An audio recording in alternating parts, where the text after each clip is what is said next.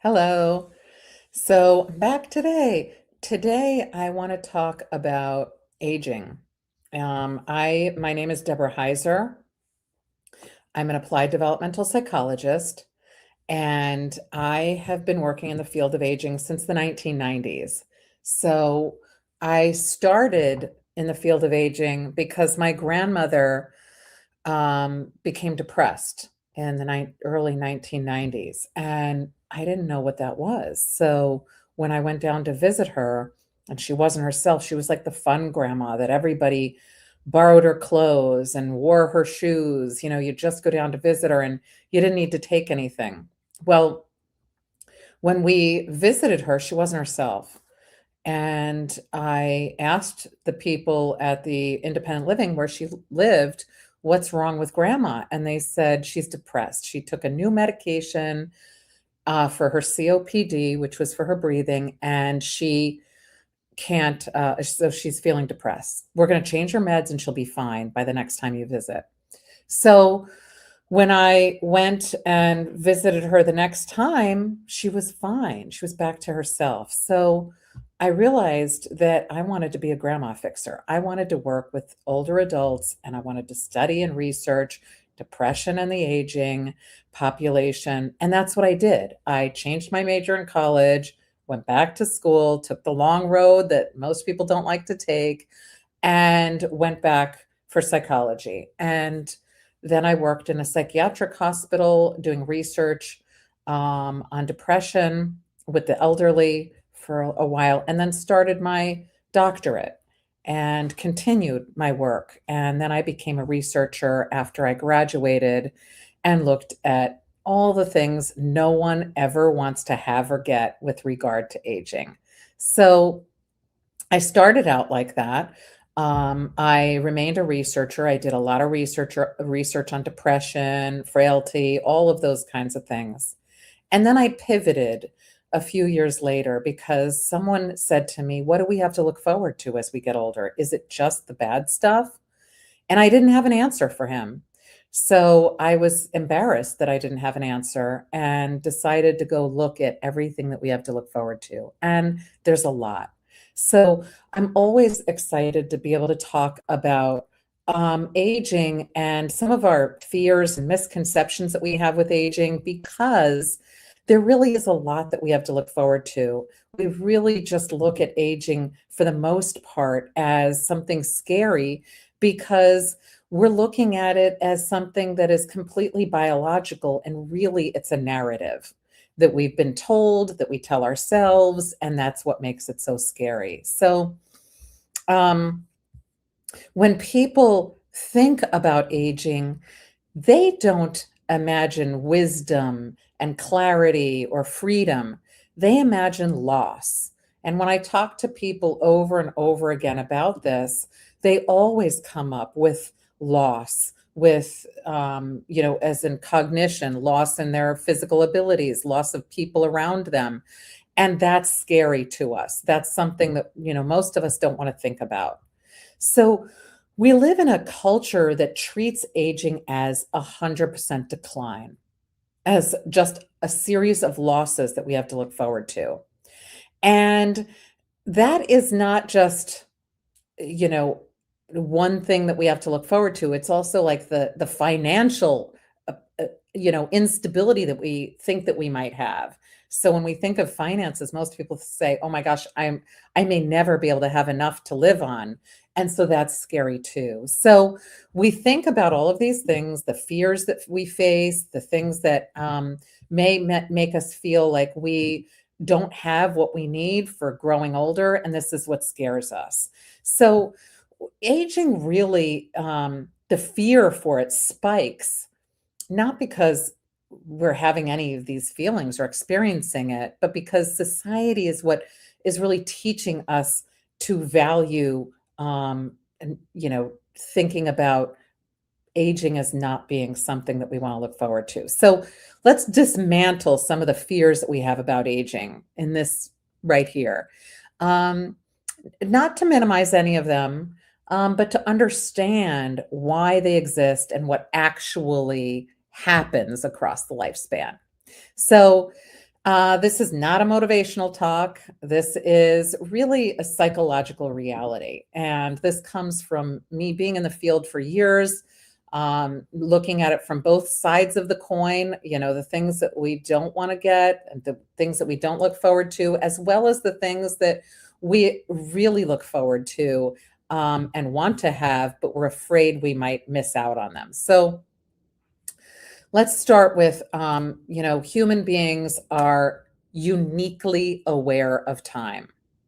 We celebrate our birthdays every year. We mark how old we are. We look at time and we celebrate time.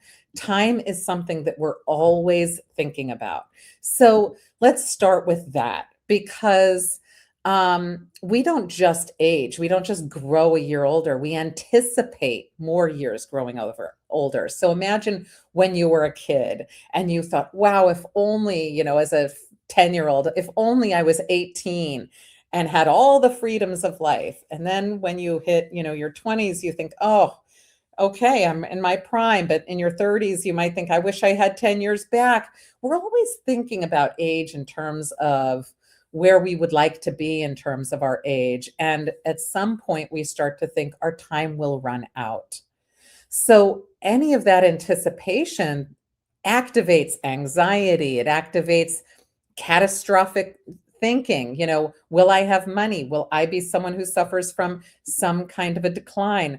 Will I be somebody who suffers from Alzheimer's disease? Hey, thanks for joining. This is about the common fears of aging. So when we think of this and the catastrophic thinking, we end up also having all kinds of loss aversion. And that is feeling like I do not want to lose anything. I'm afraid that I'm going to lose the things that I currently have. And this is something that, really makes a lot of people feel really afraid. This is part of the anticipation and what it activates for us. So research shows that fear of aging itself increases anxiety, makes us feel much more anxious. It makes us vulnerable to scams. It makes us think of our body in a way that makes us feel distress. And it can cause or be associated with social withdrawal, people not going out as much. So fear does not protect us from aging. Fear accelerates the suffering that we feel with regard to anticipating age. So hold on, I see a comment here. Okay, hold on. I'm just going to get rid of somebody here in the chat. All right, there we go. So I'm going to just check on here for a second, just a minute. Hi to everybody who has joined on YouTube. It's good to see you here. Okay, so I'm going to continue on.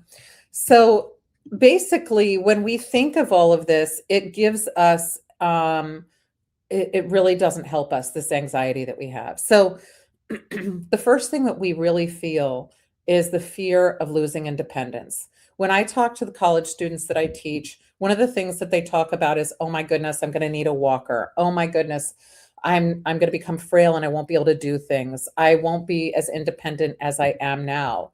I don't want to need help. I don't want to be a burden. These are the things that people talk about.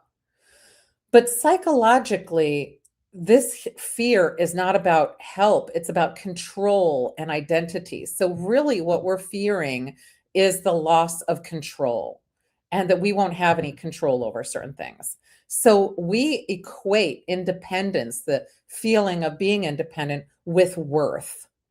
And this is something that we don't really talk about. We just add that as a fear component. So across adulthood, interdependence increases well-being, not dependence. So older adults who ask for help earlier do better. Older adults who build reciprocal support systems do better. Older adults who adapt rather than resist do better. So they end up maintaining more autonomy, not less. So we have a fear of losing control, but we also have a fear of asking for help or support or for talking about things. So this is one of the things that makes it very difficult for us. So the irony is that the people most terrified of losing any kind of independence often lose it faster because they wait too long to adapt. So that fear that we have about losing any of our independence is something that we should think of. How can I maintain my independence? How can I do this with the support and help of others? So it's as simple as, I remember hitting midlife and needing glasses. We go out and we get them. We use what's needed. We talk with others, and we're able to maintain our independence at many levels. So the next fear number 2, is deteriorating health. When I talk to individuals, they always talk about deteriorating health as being a big fear factor for them. So illness increases with age. We know that. But here's what people misunderstand, that health is not a straight downward slope. So it isn't like you hit a certain age and then all of a sudden your health completely declines. So a lot of the decline is preventable. A lot can be delayed. A lot can be managed. So, if we're thinking about our health and deteriorating health, you can have all kinds of things that you can do to help to have longer health, right? And a lot of it is what we know: exercise, socialize more, seek medical care. If we do these things, they help us. But a lot of people get afraid, and so they don't do these things. They don't want to go to the doctor because they don't want to hear what the doctor might say. The doctor might say something scary. The doctor might tell us that we have something that we're afraid that we're going to get. But most things are treatable, especially if you go early. And so this is something that, we're able to really take care of. Hold on a second. I just need to go in. A happy birthday to the birthday person. That's exciting. I hope you're having a good day. So, hold on, I've got a bunch of messages here. And hi to everybody who's joining. So if we look at these, we can recover faster if we go earlier. We can experience less distress. We can live longer. So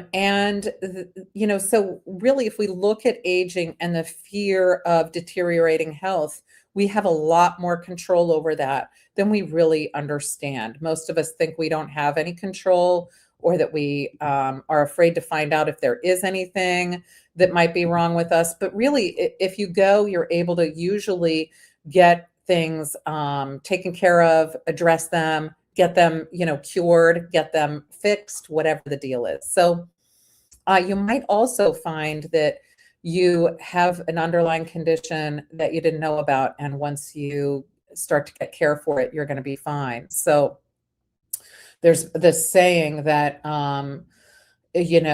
you can live with a health issue and live to be much older than a person who doesn't know that they have a health issue, and then they end up dying earlier from that health issue. So the next fear number 3, is loneliness. A lot of people think, I'm going to be alone. No one's going to come around. And that is just a part of aging. So loneliness is real. There is an epidemic for loneliness, and it's dangerous. It has all kinds of, it's not just that you feel lonely. It has a lot of health implications that are associated with it. So, but loneliness is not inevitable. It's really, the thing that shrinks is not our social capacity. It's that we don't go and try to socialize. We start to shrink away from socializing. So that's what really happens. So as people age, they drop any of their superficial relationships. They tend to keep emotionally meaningful ones, and they stop overextending. So that's a good thing. That we aren't just engaged in superficial relationships and things like that. But if we don't really protect our meaningful relationships, the people that matter to us, if we're not constantly reaching out, if we're not trying to keep building new meaningful relationships, then that can turn into a sort of an isolation where we're not going out as much, where we're not doing as much, where we're not engaged with as many people. And that's a slippery slope. And we fall down that path. And that really ends up becoming a danger when we stop initiating connection.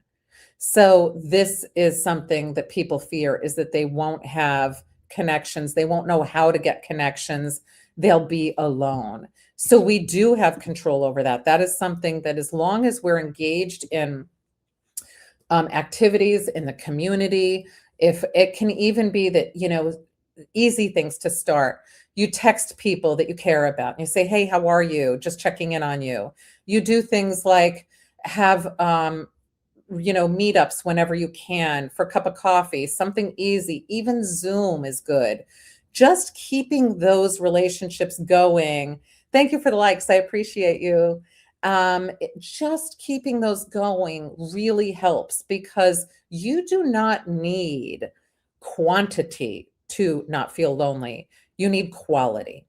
So, in order to not feel lonely, you need to know that people care about you. You need to feel that you care about others. You need to be thinking about other people and thinking about, when am I going to see or talk to them again? Those kinds of things. Those are the things that we can start at an early age protecting. And that makes us have a much easier time when we are getting older, because we're really protecting ourselves from loneliness. So, um, the next fear is financial insecurity. And this one, oh my goodness. If you look up legacy, if you look up aging, finances come up right away. And this is so scary for people, because there is a rational component to this. But the anxiety here comes from the uncertainty, not the numbers. If somebody said you have to have X number to live financially secure, that could make you feel a lot better. But then you could say, oh, is the market going to change? Am I going to lose money? Does the value of my house go up or down? Will I be able to live where I'm living? There's so much involved that makes us feel that we don't have control over it, that can make it feel really threatening for us. So our, financial fear increases when we avoid to plan. So planning is so scary for so many people that they just don't plan. And then they feel scared because they didn't plan. I get it. It's scary. But planning is something that can help you to feel like you're in control. There are financial advisors. There are people at the banks that can help you with all of this.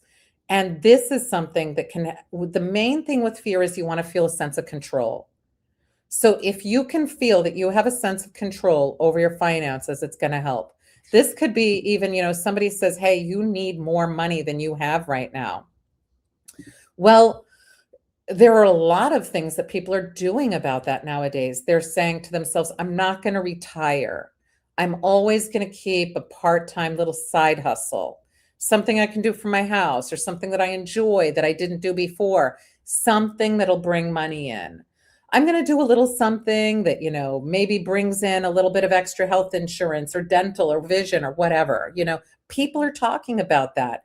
That gives that sense of control that so many people want and need, that reduces that fear of financial insecurity. So one of the biggest things when we feel like we are afraid of talking about our finances is that we delay our conversations about it. We don't even talk to our loved ones about it. We don't talk to anybody about it because we think that conversation is going to open up a can of worms, or I'm going to be so uncomfortable because of it. But you can start with a conversation with someone at your bank. You can talk with somebody, have an initial conversation with, a financial planner. You can go online and do searches. You can do what you want that makes you feel most comfortable. Go on ChatGPT or one of those and just plug in some information and start to ask there, but start somewhere. Um, the other thing that gives us a big fear is that the future feels abstract. We don't know our future. That's part of life, is that you're never sure of what is to come. And when we feel that way, that makes it hard for us to feel secure in our finances because we can say, what if I lose my job?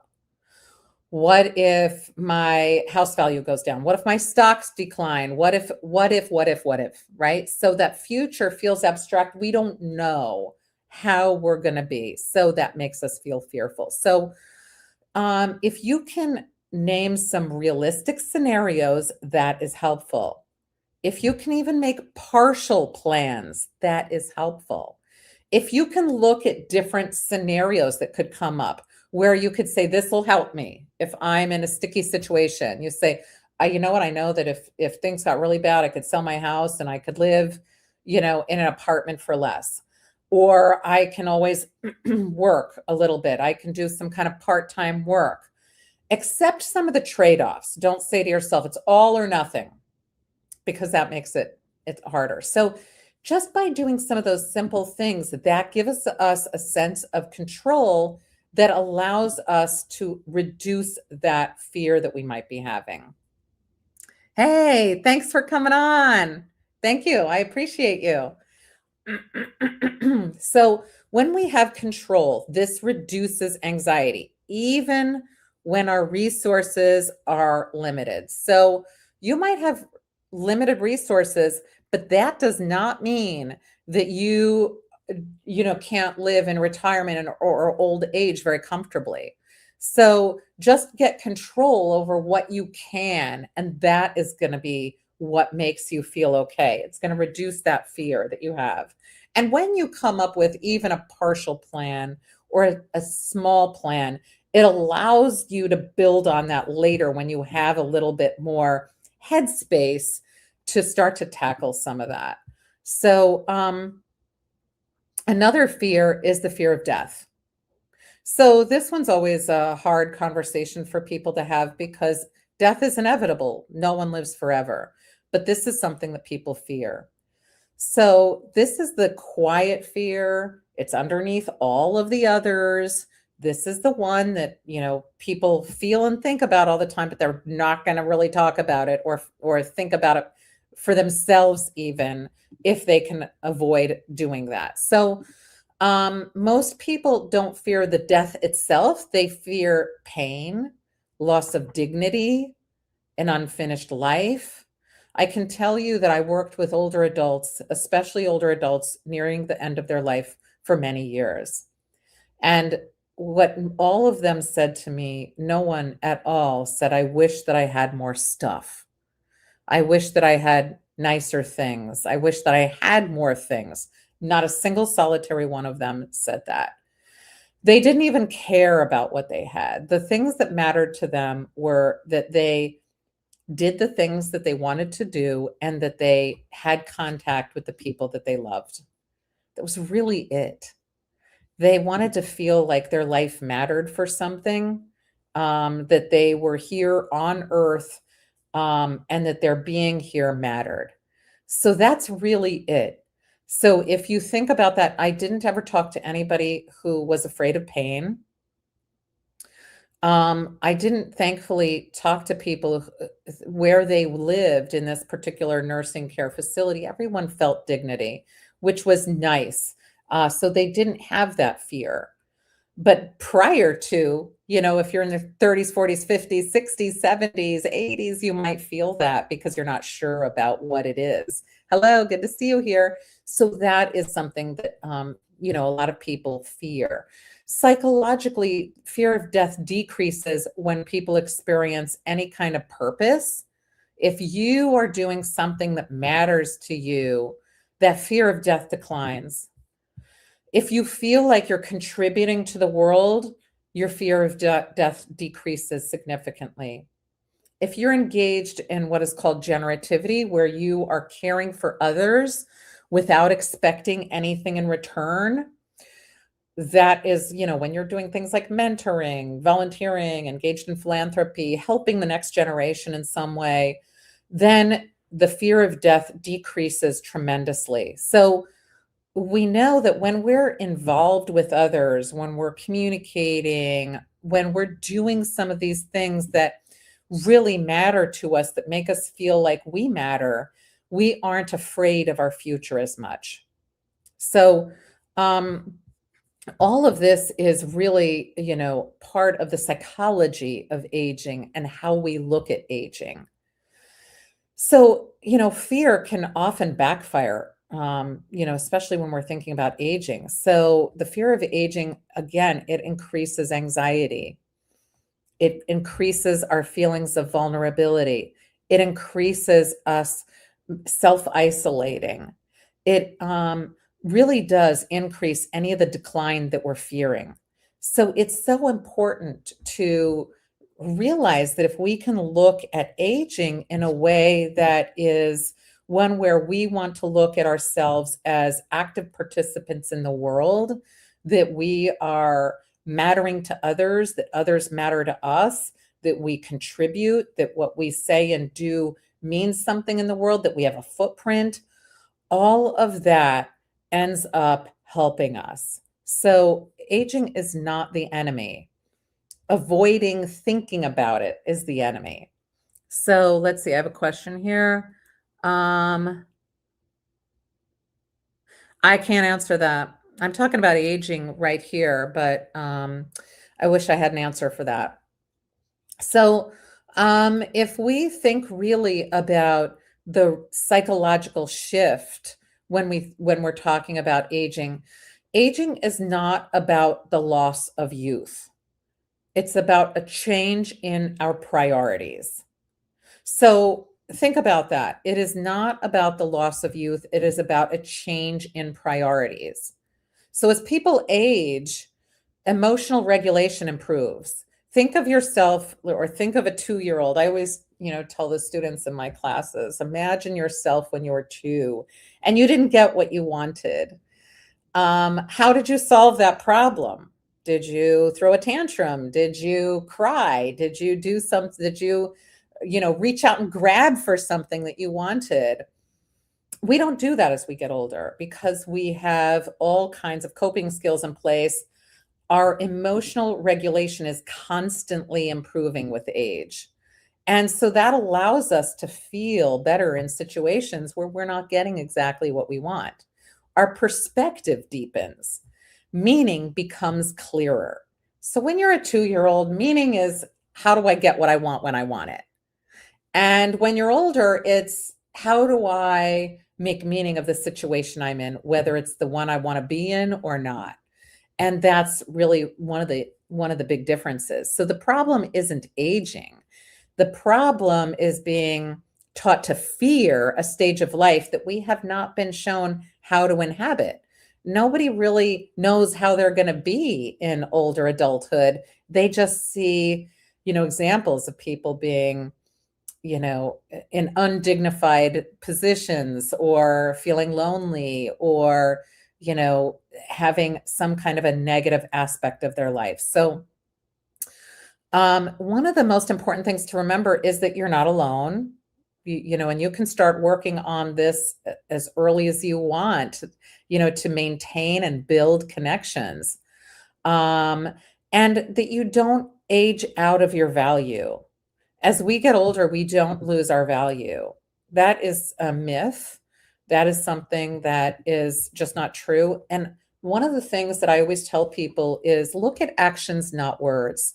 So we hear a lot about how we don't value age, but if you look around, um, you can see that people in this country and in other countries are being, voted into office, nearing 80 and at 80 and older than 80 all over the world and in the United States.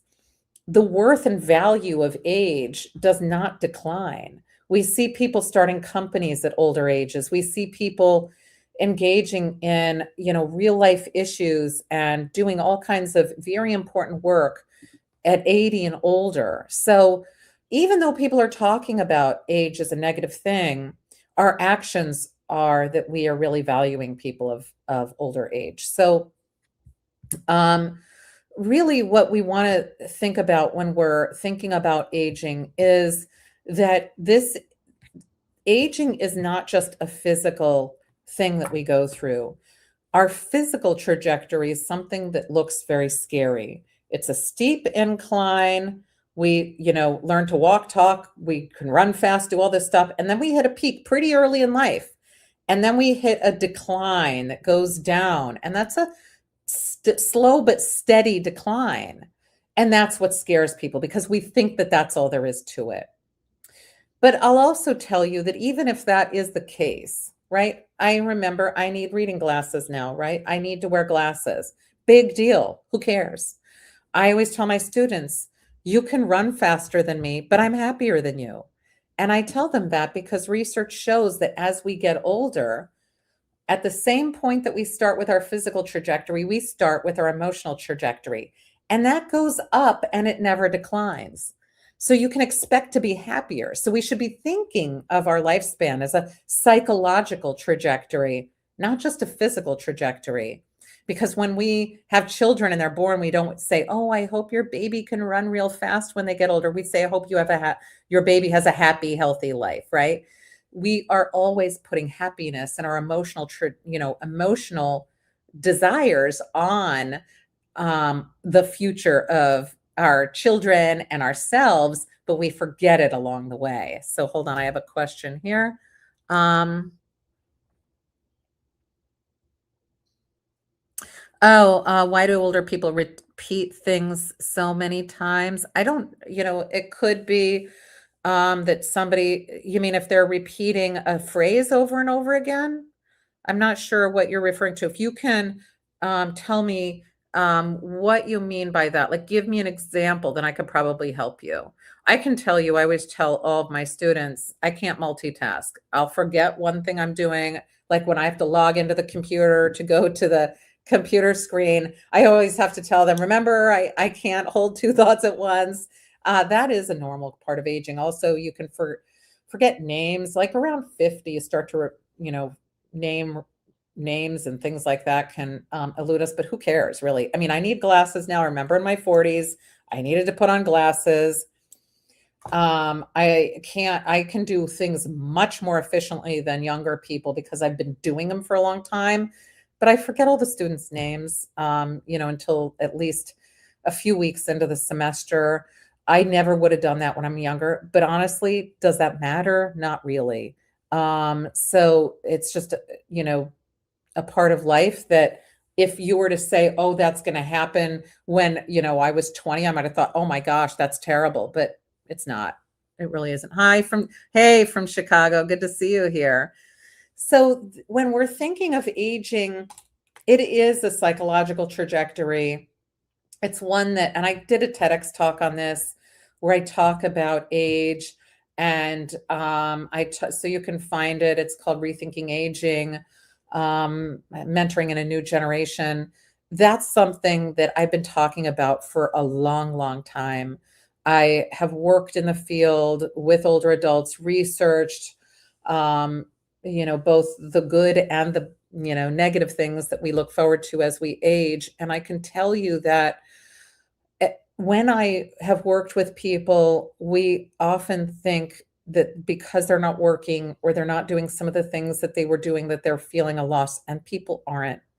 Hey, from Honduras, good to see you. Nice to see you here. So, aging is something that happens. It's not something to fear. It's something to embrace the things that you can look forward to. You can look forward to getting wiser. You can look forward to, oh, cool. Nice. You can look forward to getting wiser. You can look at getting more efficient at things. You can look at having deep, meaningful connections with people. You can look at knowing that you will have done something that matters in the world. You will be able to know as you age that your life is all about what you want to make of it. And that never goes away. It's not like you age out of having that. You always have passions. You always have purpose up until your last breath. So none of that wanes. I used to think as a kid that, well, why is anybody bothering if they're older? They must, they've done everything they could do. I remember being 10 and thinking, wow, why would they even possibly want to go do things? They've already lived their life. And it wasn't until I became in my 20s and I started to really look and research aging that I started to understand that our development does not end at puberty or early adulthood. It continues all the way into our very last breath. So I hope all of this has been helpful today to anybody who has had fears of aging. I hope that you do not have fears of aging, that you embrace aging, and that you feel good about everything that you're doing to live a long, healthy, happy life. At any age that you are, you can be 10 and looking forward to your future. You can be 79 and looking forward to your future. It doesn't matter your age. Anyway, have a great day. I hope that you're having a great holiday season as well. Take care.